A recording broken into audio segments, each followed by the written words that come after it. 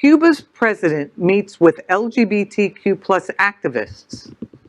Cuban President Miguel Diaz-Canel on Friday met with more than a dozen LGBTQ activists. Tremenda Nota reported the meeting took place at Havana's Palace of the Revolution. Francisco Rodriguez Cruz, a gay man living with HIV, who writes under the pen name Paquito El de Cuba, and Malucano, a coordinator of Trans Cuba, a transgender organization that is affiliated with the National Center for Sexual Education, are among those who participated. Mariela Castro and Diaz-Canel both publicly support marriage rights for same-sex couples. Friday's meeting took place less than a month after Cuba's Justice Ministry released a draft of a proposed new family code that would allow gays and lesbians to tie the knot.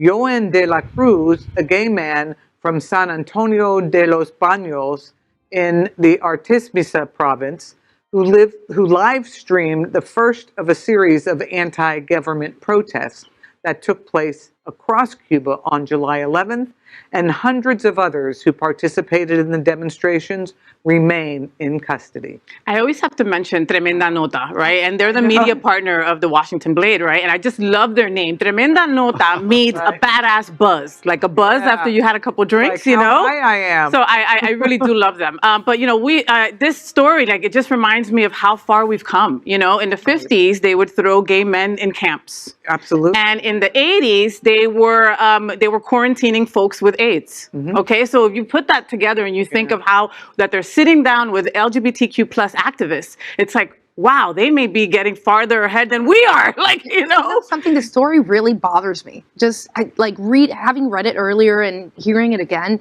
You know, what happened to just human rights? I'm thrilled to hear that they're having discussions about LGBTQ rights and bringing into the island same-sex marriage, but how about just basic human rights that the island has not had for so many years? My parents are Cuban. They left Cuba in the 60s. They've never gone back. I've never gone to the island. And, you know, the horrific stories that you hear from the island, not just against gays and in our community, but just in people in general. The food shortages. I just think, pardon the expression, but I think this is horseshit. You know, I truly do. And the story bothers me because I think there's a level of hypocrisy. Like, oh, you all stand for same-sex marriage, but what about basic human rights? The right to hold a job that you want to have to have an education that you want. Nora, I feel obligated to challenge your observation for a moment.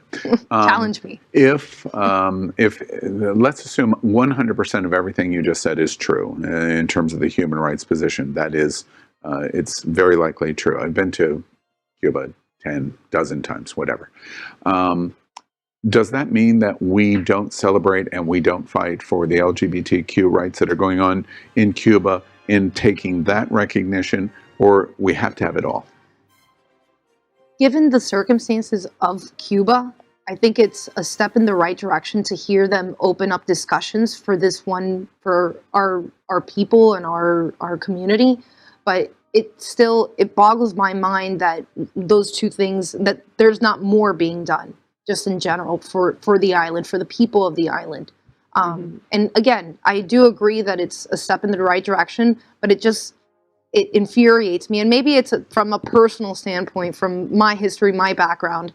But Nora wants more. I want more. Yes, I don't think this is enough. And I really for me, I express great respect for you in terms of what you've said and your parents being Cuban. The problem that I have in conversations like this, and I've had this with some people in our community, LGBTQ community, and many people outside of the community. I don't know, there's this little town just south of us called Hialeah. Oh, yeah. I don't know if you've ever heard of it. I've driven through. You need a passport to get in. I was going to say, I can. Your joke's better than mine. Yeah. The issue that goes on is there can be people in Hialeah that are exactly like Fox News that will say that is not true and will misinformation.